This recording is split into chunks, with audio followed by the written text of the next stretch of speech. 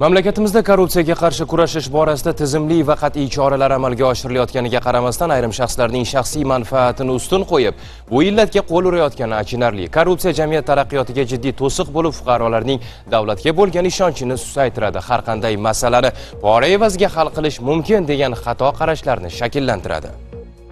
Namangan viloyatida ham ana shunday holat fosh etildi. Ilgari sudlangan, hozirda esa mas'ul lavozimda faoliyat yuritib kelgan shaxs o'zganing ishonchidan foydalanib, mansab taklif qilish bahonasida pora talab qilgan. Huquq-tartibot idoralari tomonidan o'tkazilgan tezkor tadbir davomida korrupsiyaga oid jinoyat aniqlanib, qonunbuzarlikka chek qo'yildi.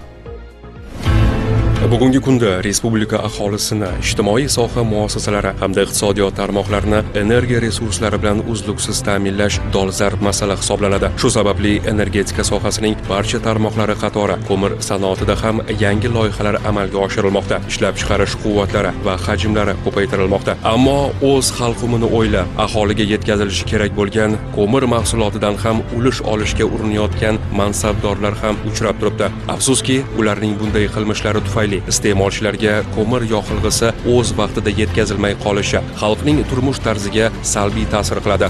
Xususan, ko'mir ta'minot mas'uliyati cheklangan jamiyati Namangan viloyat filiali boshlig'ining muqaddam sudlangan o'rinbosari o'zining yuqori lavozimlarda ishlovchi tanishlari orqali fuqaroni viloyatdagi tumanlardan birining ko'mir ombori rahbari lavozimiga tayinlash hamda omborga keluvchi ko'mir ortilgan yuk vagonlar sonini ko'paytirib berish evaziga 40 ming AQSh dollari talab qiladi.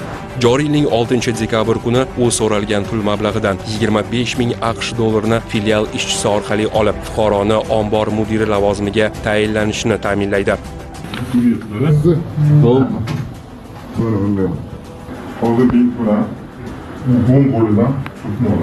Keyinroq esa mansabdor shaxs qolgan 15 ming AQSh dollarini hamda omborga yuborilgan 30 ta ko'mir vagonlari uchun ulush sifatida 7500 AQSh dollari, jami 22500 AQSh dollari berishini talab qilib, o'zining vositachisi bo'lgan filial ishchisi orqali ushbu pul mablag'ini olgan vaqtida Davlat xavfsizlik xizmati hamda iqtisodiy jinoyatlarga qarshi kurashish departamenti xodimlari tomonidan ularning noqonuniy harakatlariga chek qo'yildi.